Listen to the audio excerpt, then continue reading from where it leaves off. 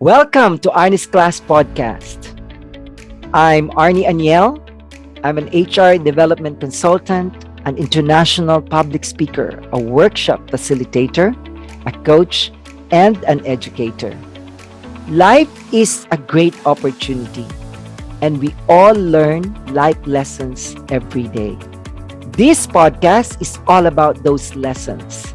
Lessons like gratitude, confidence, happiness, mindset, and a lot more. Learning without action is information. Learning with action is transformation. Join me, learn, and transform yourself into a better you.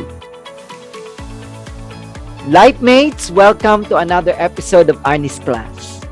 In this episode, my guest and I are going to talk about storytelling.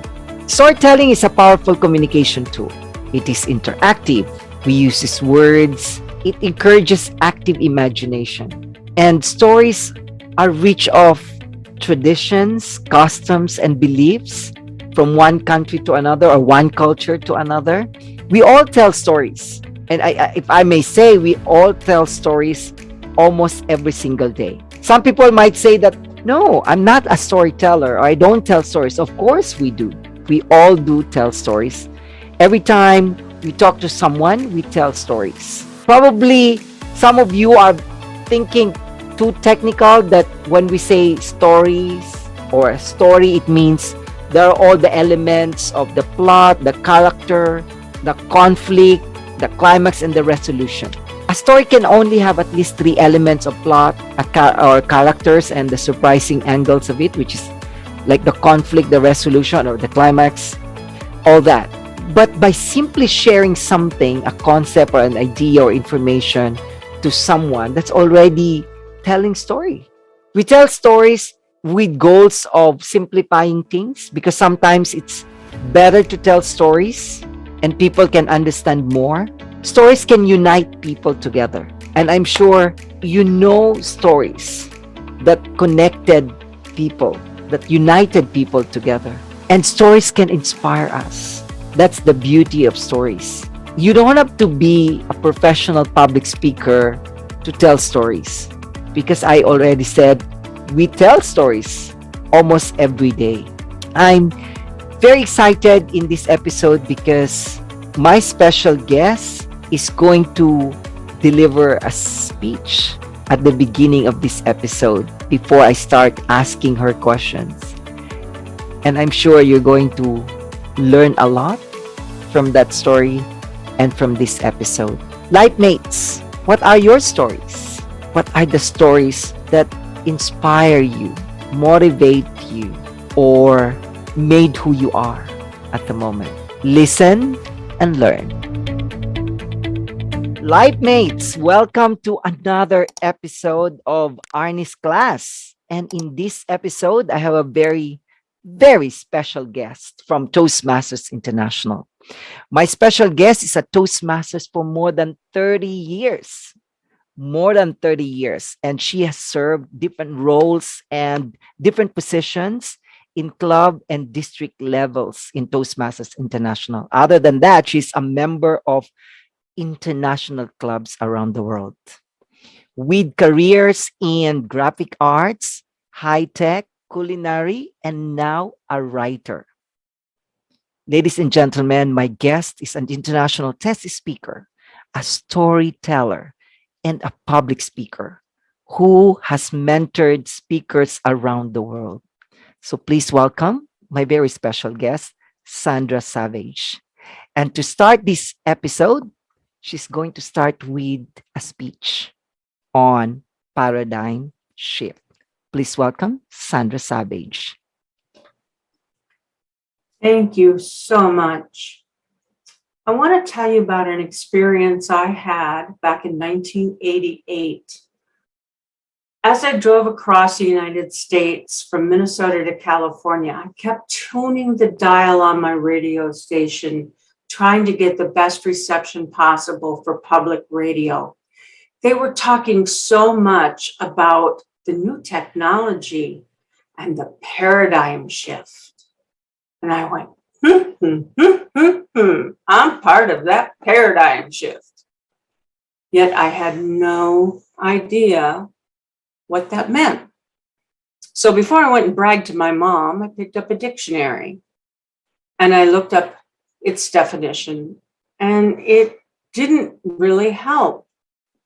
And it wasn't until I heard the story I'm going to share with you tonight that I finally understood the definition and the importance of a paradigm shift. It was early one Monday morning. Impeccably dressed businessmen and women sat stoically at the bus stop, waiting for their yet again late bus to arrive. They kept looking at their wristwatch and then down the street, as if by looking down the street, the bus would finally show up. Added to their displeasure were these three kids who were running around the bus stop, toppling over their briefcases, putting their grubby hands all over those beautifully pleated skirts and London fog jackets. And that dad was not doing anything. As the kids ran round and round playing a fierce game of tag you're it, they were getting more and more upset. They wanted that bus to show up. They kept looking down at their watches, looking down the street, and finally the bus pulls up. They're so relieved. They get in line just like they do every day, in the same order with the same cadence as they walk up the steps of the bus. They deposit their fare, they go to their seat, they pull out their newspaper, and they sit back and relax with intention not to be disturbed. But that was not the case, because the father got on the bus and his three little unruly children. And now he walks up the bus steps and he pulls out his wallet and he pulls out some dollar bills, and the bus driver says, exact change only, no bills, no credit. So the father goes deep down in his pocket and he pulls out a fistful of change and he starts to drop it into the fare box. And finally, the bus driver gets upset and he stomps on the brake and he puts the door closed, and the father and the children go rolling down the aisle of the bus, and they finally find a place to sit. And it's nice and quiet for 2 minutes. And then kids, as kids do, especially when there's three and there's only one window, they start fighting over who gets to sit by the window, who gets to sit by dad. And the passengers are like, oh, harumph, tisk, oh, man. And their grumblings get louder and louder, and yet the father's still not paying one bit of attention to not only his children, but to the comments of everyone around him. The comments start getting louder, and finally, they're so upset. One guy puts his arm around on the back of the bus seat, and he turns around and he says, can't you do something about those kids? And the father wakes up as if he'd been sleeping. Well, it practically was this whole time, and said, what? And they said, oh, for goodness sakes, can't you control your children? Don't you know what to do? And the father says, no, I don't. And the bus driver says, obviously. And he goes, no, I don't know what to do. Their mother, my wife, she died this morning.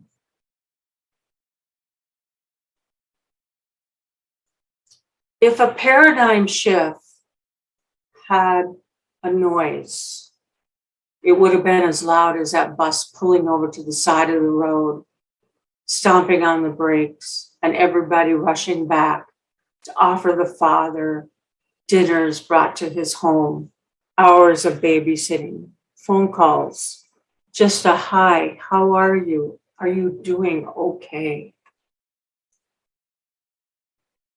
A paradigm shift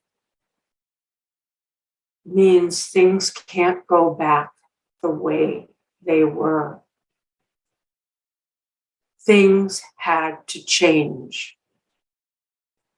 And that morning, no one got to work on time and they didn't care. They saw differently, they felt differently, and they acted differently. If we could look into each other's hearts and understand the unique challenges that we all face, we would treat each other much more gently, with more love, patience, tolerance, and care. Now I understand what is a paradigm shift. Do you? Back to you, Arnie. Wow. Thank you so much. I don't know what to say. It's a very inspiring story. And yes, paradigm shift, I believe a lot of people, they still don't understand what a paradigm shift is. And with that story that you shared just now, I'm pretty sure that a lot of our listeners would be able to have a better understanding of what paradigm shift is all about. Sandra, in this episode, we're going to talk about storytelling. And I love that you started this episode with a story. Can you tell us more about your background first? When did you start appreciating storytelling? I would have to say every Sunday morning, sitting in the pews at church, listening to the minister. What he wanted to say to us, he preached to us, and we didn't understand. But when you take a lesson and you put it into the form of a story that's relatable, that you can put yourself in the middle of that story, then you'll absorb the message much better. I love stories because they connect us. And when you give a speech, the most important thing, in my opinion, is that you connect as soon as possible with your audience and get them to like you. My favorite saying is, if your listener doesn't like you, they won't listen to you. Totally agree. Yes. So storytelling is an easy way, more thoughtful way, sometimes a gentler way to make a complicated concept easy to understand by walking a mile in someone else's shoes. Yes. Do you have any favorite story or a story that you've shared with people around you or people around the world again and again and again? I think I have an unwritten story about my life that I've just begun to appreciate. The so many wonderful things I've done and had the opportunity to experience in my life. We all have stories. Some of them start with happiness or sadness. And then we always want to make people smile, make people comfortable. And that's what stories do. I love to tell about how I used to out-hit the boys in baseball and climb a tree faster and milk more cows. Wow. uh, Wow. and I love the concept of, well, I always was a really good liar, but now I just call them stories. Okay. Okay. But as I said, any favorite story? Like, I mean, like a children's story or uh, any story from a book that you really like it. It's something that really resonates with you. I have 10 favorite books, and I forced myself to sit down one day and write out my favorite books that would help me as I write my novel. Um, for example, who I wanted to be when I grew up were one of these 10 authors. One of my latest favorites is by Vince Wagner, and he wrote a story called The Paper Boy. You know it? Yeah. A Yes. young Yeah. boy I who know the writer. stutters. Oh, Yes, nice. yes. And he and I have made friends since he wrote his book, and I've contacted him about my novel that I'm writing about a young stutterer. So I especially like his book. I also like The Cider House Rules by John Irving. I know that book And, too. and of course, some of the classics like To Kill a Mockingbird and The Help, Life of Pi. Oh, yes. I love these fantastical books with a purpose. Okay. What makes story really inspiring or motivating or touching? What are the parts? All of us, we know what are the different parts of a story, that there's a plot, that is this, the characters, the climax, the resolution, all that. But what, in your opinion, Sandra, what do you think is the most important part of a story? I think when a writer can make the characters so believable that you talk about them as if you've actually met them or want to meet them. I would love to have met those wonderful women in the Hidden Figures. They're just a great story. I love when a writer uses the character's voice, and you can hear it when you're looking at that 12-point Times Roman type. It doesn't look that way to you. They've gotten through and they've changed the font into that character's voice. And that's what I really enjoy. Of course, I like it when there's a little bit of adventure that I haven't had and I'd love to enjoy someday. I have a couple things left on my bucket list. One is to travel to your country. Oh, please. Oh, yes, I would love to. The colors and the smells, being a chef, I love the smells. And, that's another thing that people often forget when they write or when they give a speech is the use of the five senses. So often we use the eyes or the ears, but the most powerful scent or sense we have is our sense of smell. It's the holidays. What do you smell when you think of Thanksgiving, Christmas, and winter? What's your favorite spice, Arnie? Oh. Look at that. See, you did it. Yeah. You Yeah. I I just naturally did it. Like, yeah, I tried to smell. I really like Christmas. I really love Christmas. And I believe Philippines, we have the longest Christmas in the world. It starts on September the 1st. And No. yeah, and it I ends hope you on don't have to give a present every day. no, we don't. But September actually is the beginning of Christmas in the Philippines. Once it's the 1st of September, everyone is already excited. Like, oh, it's Christmas. We start buying gifts, we start decorating and things like that, preparing for Christmas.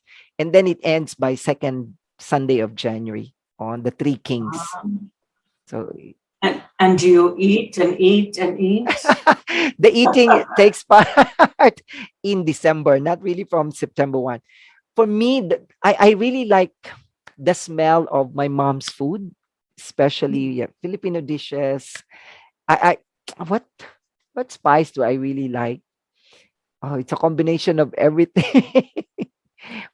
It, I like a lot of Indian spices. I mean, they oh, just evoke so much when you say garam masala.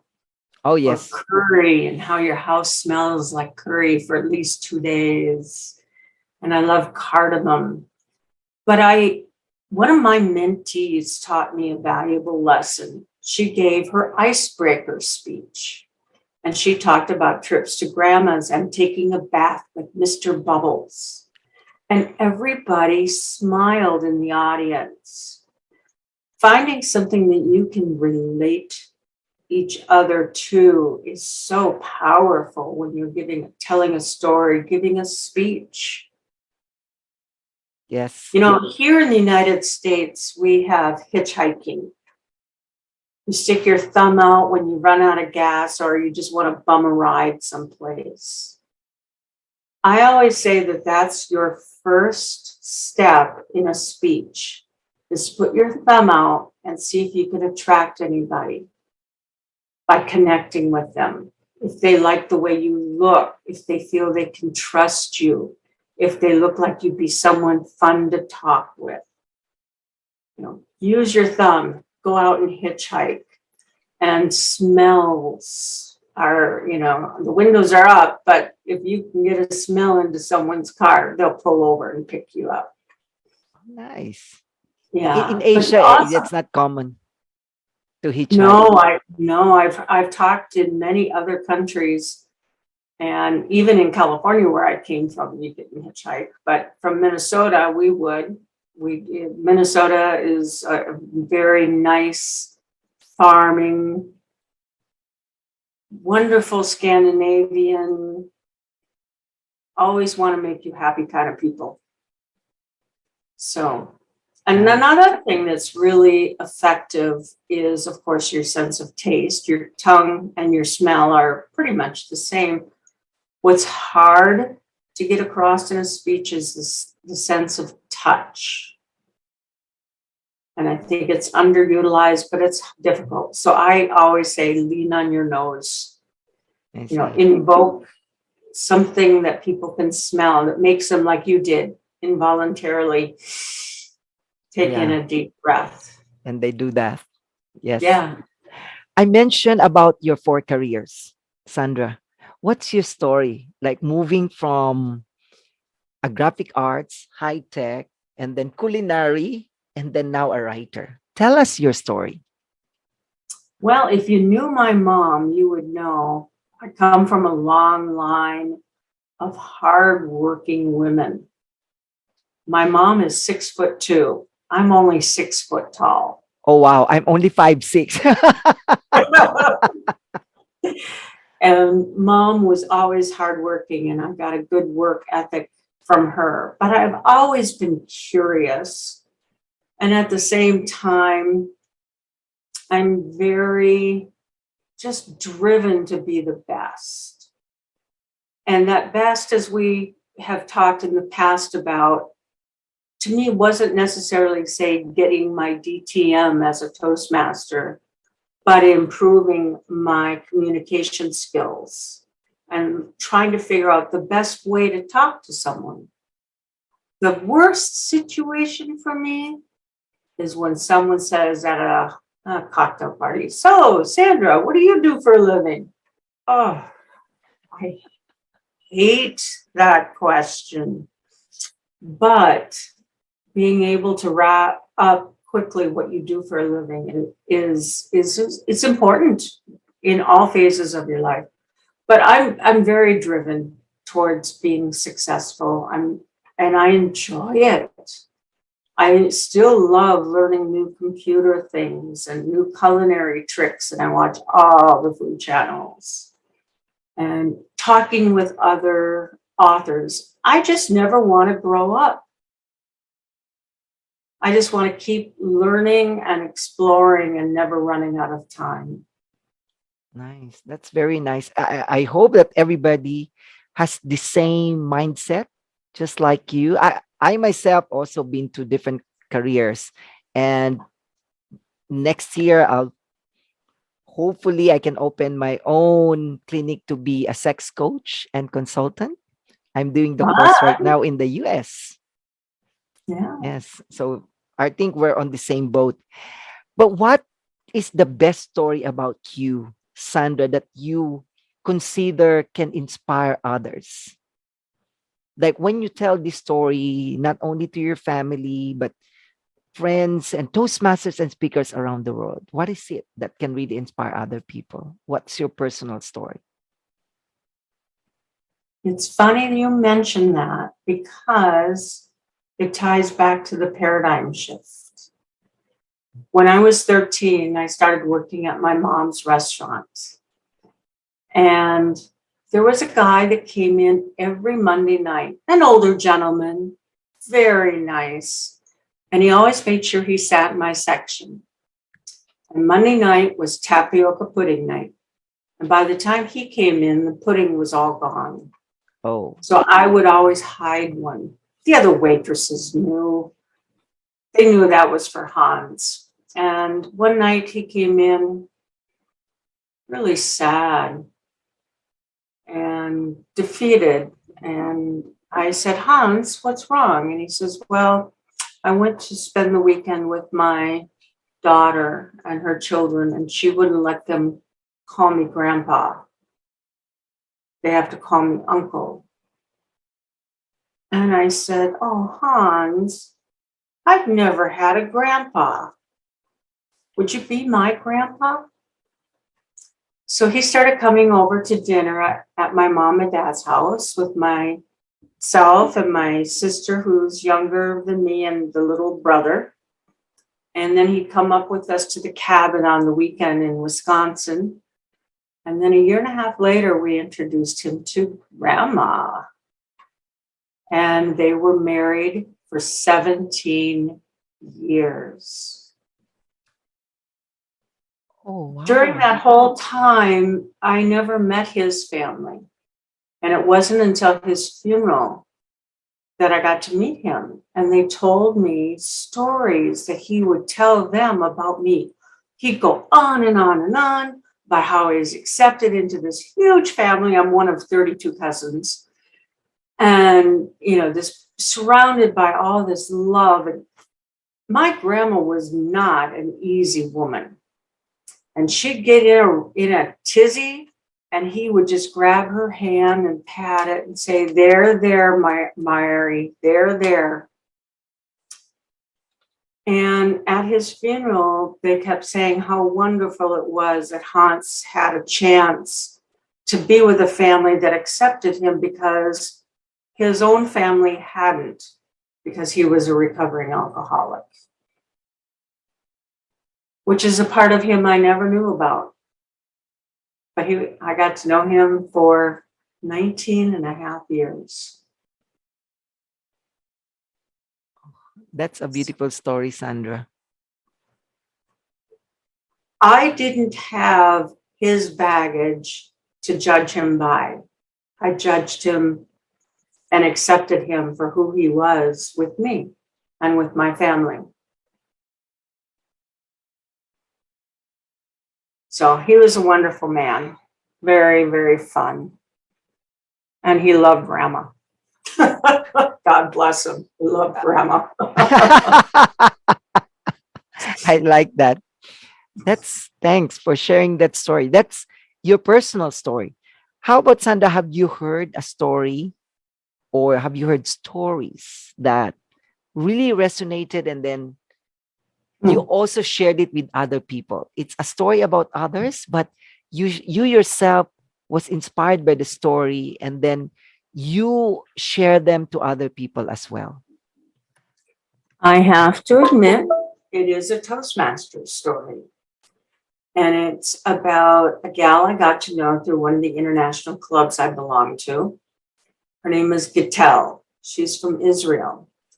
And when she graduated from the conservatory, a musical school, one of the other students who was graduating had actually composed a symphony. And they heard it at the school and said, we must have this in our graduation ceremony. And so he had all of his friends and his family fly in for the graduation ceremony to hear the first performance of his symphony. The keynote speaker got up and he spoke. And he spoke, and he spoke, and he spoke. He went way over time. After the ceremony, they had planned a banquet hall with servers and chefs and food that had been programmed right to the exact second that they're going to put it down in front of somebody. And they had money on that deposit, a deposit on that hall, and they could not afford to be late. So they had to cut something from the ceremony. And they cut his symphony. Oh. And that was probably the most impactful story I had ever heard about staying on time with your speeches. Maybe in the workplace, you're allowed to go on a little bit longer and they'll make some minor adjustments. But when there's an agenda and a symphony and a chef, that's what you need to think about when you give a speech and you have 5 to 7 minutes. Stealing that time from that conductor was at his family and friends' expense because the keynote speaker didn't care. That was one of the best stories I've heard in Toastmasters. I would like to encourage more Toastmasters to get into the art of storytelling. So often we hear reports or an analysis of the financial industry or why you should move to Boise, Idaho. But we need to hear more speeches, learn more lessons, and learn how to connect and tell stories that people want to hear. My new favorite phrase is, what's in it for me? And every single Toastmasters meeting should have that point of view. And that's what you put in your marketing pieces on Facebook. If someone's going to be scrolling down a long Facebook page and they're going to see an ad, they don't want to see that it's your 98th meeting. They want to know they're going to learn how to answer that terrible question. So, Sandra, what do you do for a living? Ah, nice. Thanks. So, Sandra, you're really a very good example of a storyteller. We talk about your personal story. You shared about the story that you really liked and had an impact on you, and you share that, which is from the Toastmasters. Now that you're a writer, what story do you want to tell to the young generation that even after 10, 15, 20 years, a story that they will share with different people and that they will say, this is from Sandra? I'm writing a story about a young boy who is bullied. Now, Samuel, my guy, is good looking. He looks like Harry Connick Jr., tall. Oh, Yeah. And he can fix every car in any county, in any state of the United States. He is smart. And he even learns how to wire up in early 1940s, how to wire up the barn to the electricity. He is smart, but he is bullied. And bullying is a terrible thing. It's just, if people saw that the bullies are just unsure of themselves, they don't like themselves, they try to put themselves up by putting someone else down. Samuel stutters. And he has a lifetime of problems because of stuttering. But you're going to love Samuel. You're going to love the trouble he gets into when he gets caught making moonshine. All the shenanigans he gets into while he's in the Navy. And how he finally learns to accept himself and not let anyone bully him. And I'm not going to give away how it happens. But Samuel comes home. And of course, marries the girl. But what I like are stories where we treat each other right, not out of insecurity, but out of respect. We're all different. We had no choice how we were born. You Totally agree know, with that. we came out the way God intended. And we need to learn how to accept that in all of us. And then when someone does something wrong, that's different. But if it's just the way they're born, we need to treat each other with respect. Totally, So that's what totally I'm agree. writing about. Wow. Respect. Oh, do you know when it's going to be out, Sandra? Is there any 7 years date? ago. Oh, it was all out. No, I was supposed to be out 7 years ago, Oh, but I'm working on it and I am about 45% done. I've also been working with people who stutter in the military, as well as the National Stuttering Association, and with Vince Wagner, and a couple other writers as well, having to do with the Korean War. I see. All the best for that. I'm sure it's not going to take another 7 years to be published, Sandra. So next year, next year. Next year. Please let me know. Please let me know. Yeah. Well, the other thing that I'm enjoying so much right now is Zoom.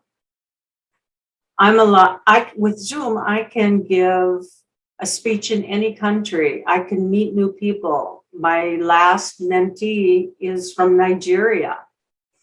And being able to meet people and get to know them and their customs and their wonderful foods all over the world, to me, is just fabulous. And I'm never going to give that up. Yes. Through Zoom, we can travel around the world in minutes, not hours. Right?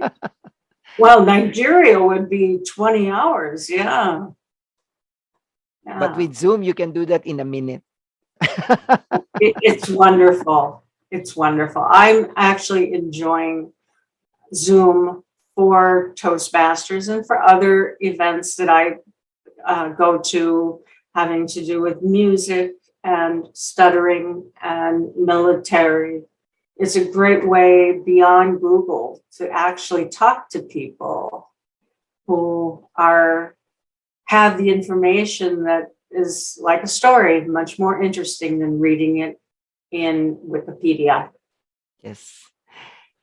I've heard stories are used by leaders, by management, and in different platforms and channels. Sandra, how can we really use stories in order to become better persons or better people? I think the minute you start to tell a story, your heartbeat slows down. It's easier to accept. We all love having a good bedtime story.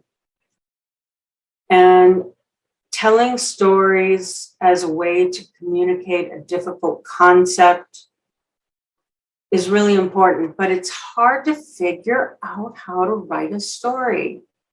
And I think one thing I have been teaching, and you also teach, is know the end of your story before you begin.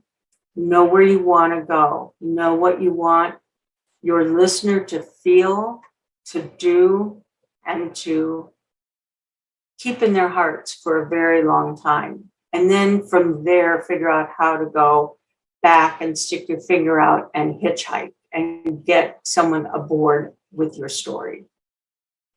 But how will you help people will say like, oh, Sandra, but I'm not confident. I don't know how to tell a story. I think stories are the easiest to tell because they're make-believe. And I would encourage people to tell more stories as a way to build their confidence, because you're not necessarily revealing anything about yourself. And you can tell a few stories and get the confidence, learn how to use your pauses and your raise in your voice or your whisper, just like punctuation part. Yes. When you're typing out on your computer, if you hit period return, when you're giving a speech, that's a pause, you know. So learn how to tell your stories, learn how to use your voice, learn how to use your facial expressions in your eyes, especially in a Zoom world. You know, hands are good, but they can also be distracting. Learn how to use props like the coins. And for those of you who see this online, putting on a hat or holding up a picture frame of somebody dear, whether they're true or not. But stories give you license and not requires you to tell a secret about yourself unless you want to. But stories, I think, are great for confidence building. Now, I've also been one of the world's first ambassador and guides for Pathways when it was introduced in 2017. And a lot of people don't know how to have fun with it. Well, you're starting a new business next year, Arnie. What if you decided that you wanted to start a new business and you wanted to be able to go talk to a realtor, to a business partner, to the news media, to put up your website? Start your icebreaker, maybe not with a story, but about, hey, I'm going to start a new business next year, and I'm going to use my toastmasters meeting to practice all the speeches and talks and conversations I'm going to have along the way. I'm actually using a path to do that for my novel, for launching and marketing my novel. And so many people want to write journals about their family or things like that. You can use Pathways as you're learning and have some fun with it. And you know what? You know what your next speech is going to be about because you're working on a product. Yes. So I'm using a Pathways to do my book launch and marketing. Nice. So it's like 2 in 1. You're in Toastmasters. Exactly. Yeah. Double the pleasure, double the fun. Yes, of course. Everything double. Sandra, we're almost moving towards the end of our episode, but let me ask you, what's your success story? I have so many. Please share one. Share one that you think the listeners can really benefit from. Because in my podcast, I really want listeners, I call them my life mates, lessons that, because sometimes we just want to hear, or we really need to hear lessons from other people in order for us to be moved, to be inspired, and to do something about our lives. So if there's one success story that you really want to share to my listeners in order to move them and really inspire them, especially during this pandemic, what would it be? Well, I learned the hard way that you never know when you're going to be on camera with a microphone. Several years ago, I enrolled in a program called Adopt a Ship, and it was for chefs. And if you wanted to volunteer your time, they would fly you to a ship anywhere in the world. Okay. And you would work on the ship teaching their kitchen personnel how to cook. So I volunteered, and I was to sail from Japan to Korea, to South Korea. Oh, wow. But they got nominated just before I got there for an excellence award, and they couldn't sail. They had to stay in port and scrub everything and make everything nice and pretty and all that kind of stuff. And so I actually stayed longer, and they said, well, as long as you're here, how would you like to give a huge presentation to all of the spouses of the people on the ship on how to cook a dozen different dishes? And I thought it would be maybe 10, 15 people. It ended up being close to 200 people. Oh, And the news media showed up, and I got featured in the newspaper. And I had went to their commissary to buy all the ingredients that they only could purchase. I didn't go to the fancy stores. I went to their store and I showed them how to take simple food and just bump it up a notch. And my public speaking out of the clear blue became an asset in Japan on the USS Blue Ridge, which the day before I left, I found out my dad had been on that base when he was in the Navy. oh, So you never know when you're going to need to speak. exactly. Yes. And being prepared and being comfortable can be a lot of fun and rewarding. Of course. Of course. And there are some regular questions that I always ask my guests. Uh-oh. And one of them is, what decision you've made in the past that has made an impact of who you are now?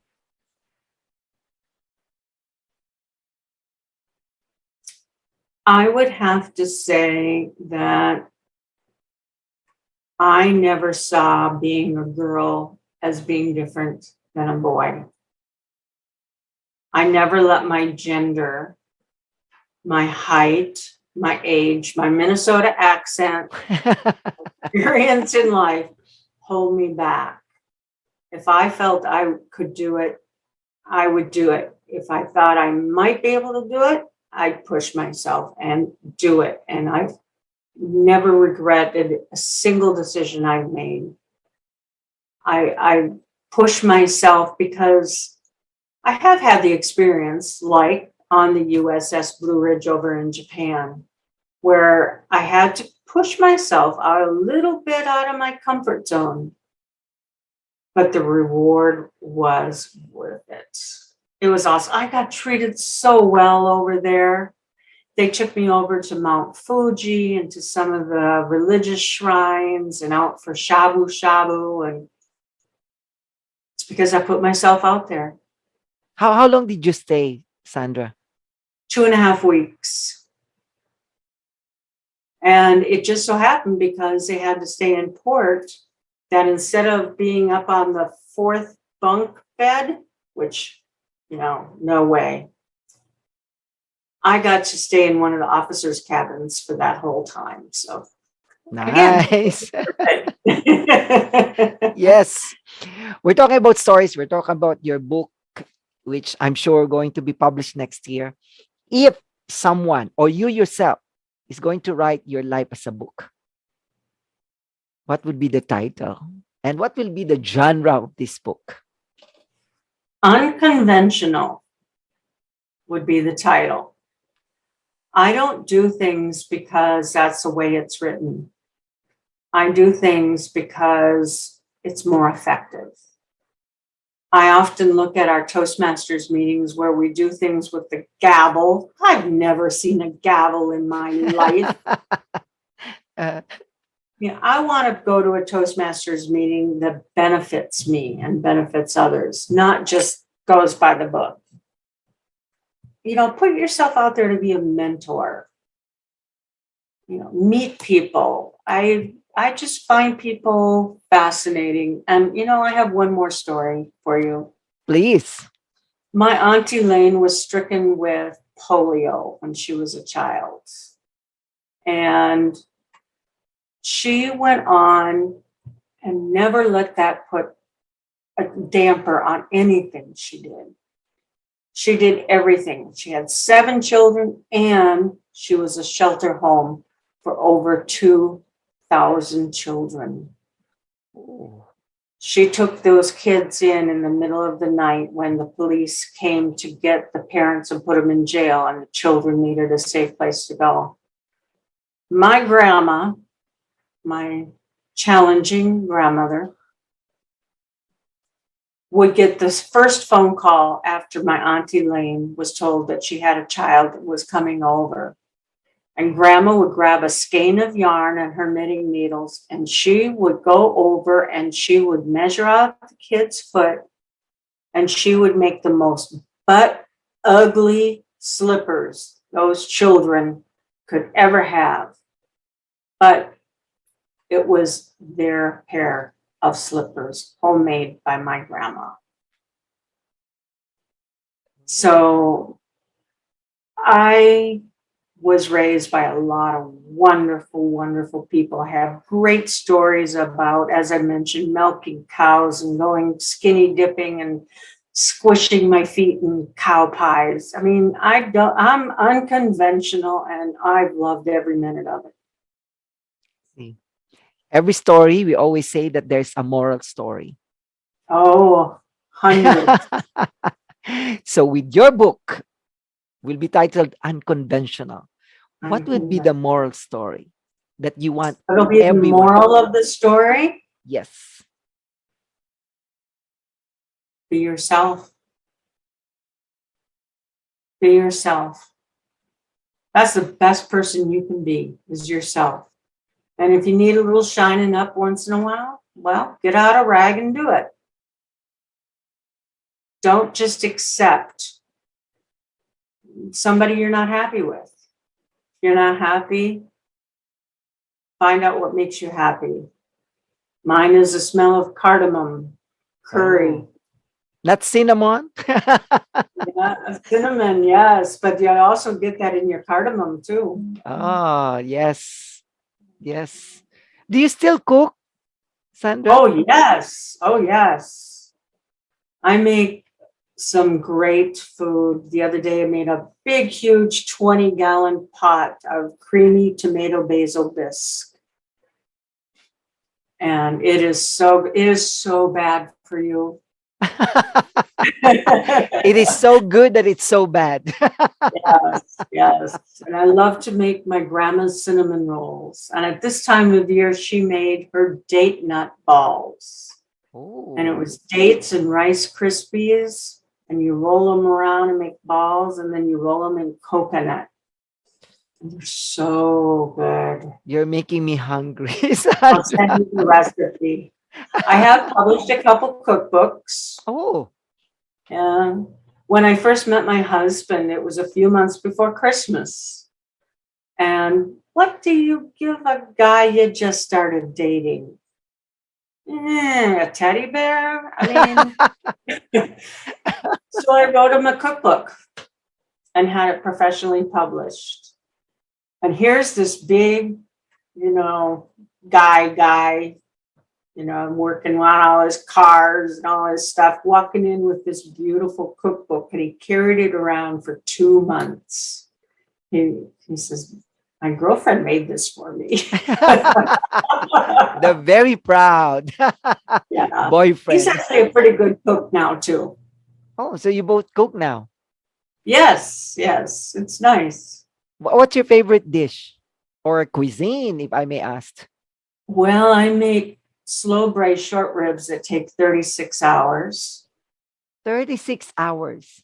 Oh, yeah. But they just fall apart. Oh. Oh, you look at you. Your mouth just went. When you said that, it's like,